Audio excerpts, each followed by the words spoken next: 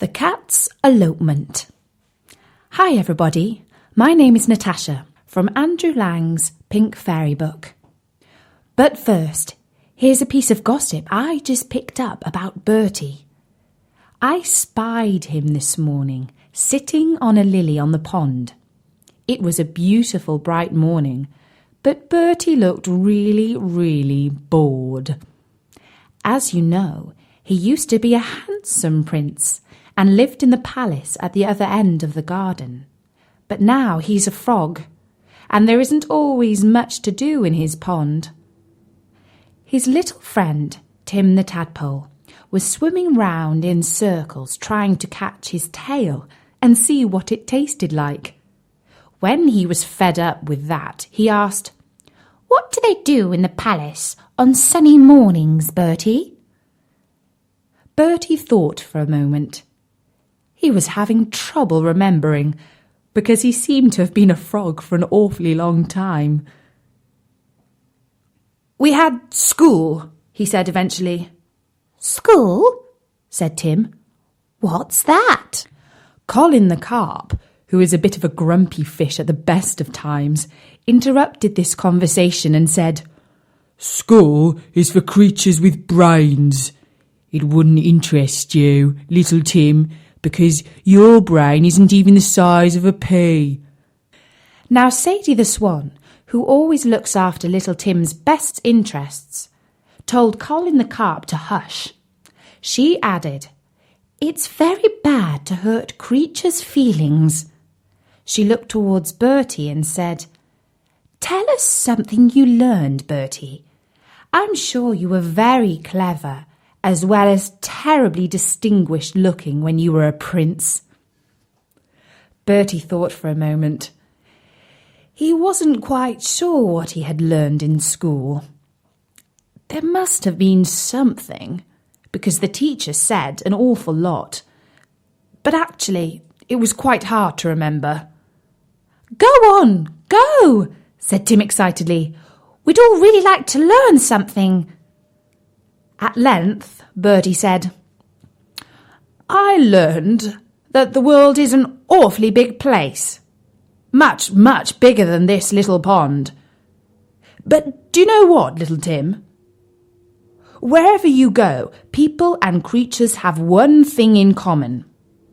They all love to listen to stories, and when they are listening to a good tale, they are never bored. And so, now you know why Bertie has commanded me to tell you his story, which has come all the way to Bertie's pond from Japan. It's called The Cat's Elopement. Now, elopement is a big word, so if you don't know what it means, I had better explain. It's when a girl and boy fall in love with each other and run away together. Well, this story is about a boy cat and a girl cat. And can you guess what happens? You can't? Well, listen quietly and you will find out.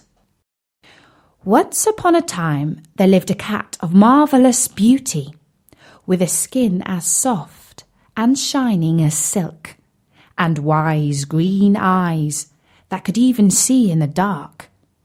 His name was Gon, and he belonged to a music teacher who was so fond and proud of him that he would not have parted with him for anything in the world. Now, not far from the music master's house, there lived a lady who owned a most beautiful little pussy cat called Korma. She was such a little dear altogether, and blinked her eye so daintily, and ate her supper so tidily, and when she had finished, she licked her pink nose so delicately with her little tongue that her mistress was never tired of saying, "Korma, Korma, what should I do without you?" Well, it happened one day that these two cats, when out for an evening stroll, met under a cherry tree, and in a moment fell madly in love with each other. Gon had long felt that it was time for him to find a wife, for all the ladies in the neighbourhood paid him so much attention that it made him quite shy. But he was not easy to please, and did not care about any of them. Now, before he had time to think, Cupid, the little boy who brings love, had entangled him in his net, and he was filled with love towards Coma. She fully returned his passion, but she saw the difficulties in the way, and consulted sadly with Gon as to the means of overcoming them. Gon asked his master to set matters right by buying Coma, but her mistress would not part from her. Then the music master was asked to sell Gon to the lady, but he refused to listen to any such suggestion, so everything remained as before. At length, the love of the couple grew so strong that they determined to please themselves and to seek their fortunes together. So one moonlight night they stole away and ventured out into an unknown world together. All day long they marched bravely on through the sunshine till they had left their homes far behind them, and towards evening they found themselves in a large park. The wanderers by this time were very hot and tired, and the grass looked very soft and inviting, and the trees cast cool, deep shadows, when suddenly an ogre appeared in this paradise, in the shape of a big, big dog. He came springing towards them, showing all his teeth, and Coma shrieked and rushed up a cherry tree. Gon, however, took his ground boldly and prepared to give battle, for he felt that Coma's eyes were upon him and that he must not run away. But alas, his courage would have been no help to him, because had his enemy touched him, that would have been the end for him. For the dog was large and powerful and very fierce. From her perch in the tree, Coma saw it all and screamed with all her might, hoping that someone would hear and come to help. Luckily, a servant of the princess to whom the park belonged was walking by, and he drove off the dog, and picking up the trembling Gon in his arms, carried him to his mistress. So poor little Coma was left alone, while Gon was carried away full of trouble, not in the least knowing what to do. Even the attention paid him by the princess, who was delighted with his beauty and pretty ways, did not console him. But there was no use in fighting against fate, and he could only wait and see what would turn up. The princess, Gon's new mistress, was so kind that everybody loved her, and she would have led a happy life had it not been for a serpent who had fallen in love with her and was constantly annoying her by his presence. Her servants had orders to drive him away as often as he appeared, but as they were careless and the serpent very sly, it sometimes happened that he was able to slip past them and to frighten the princess by appearing before her. One day she was seated in her room playing on her favourite musical instrument, when she felt something gliding up her sash, and saw her enemy making his way to kiss her cheek. She shrieked and threw herself backwards, and Gon, who had been curled up on a stool at her feet, understood her terror, and with one bound seized the snake by his neck. He gave him one bite and one shake, and flung him on the ground, where he lay, never to worry the princess any more.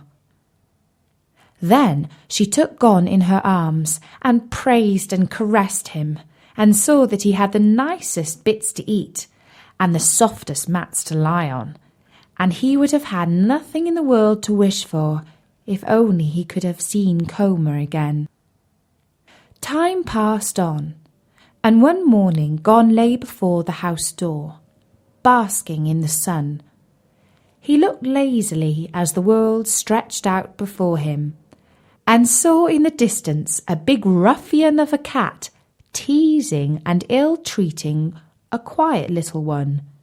He jumped up, full of rage, and chased away the big cat, and then he turned to comfort the little one, when his heart nearly burst with joy to find that it was Coma. At first Coma did not know him again. He had grown so large and stately. But when it dawned upon her who it was, her happiness knew no bounds, and they rubbed their heads and noses again and again, while their purring might have been heard a mile off. Paw in paw, they appeared before the princess, and told her the story of their life and its sorrows.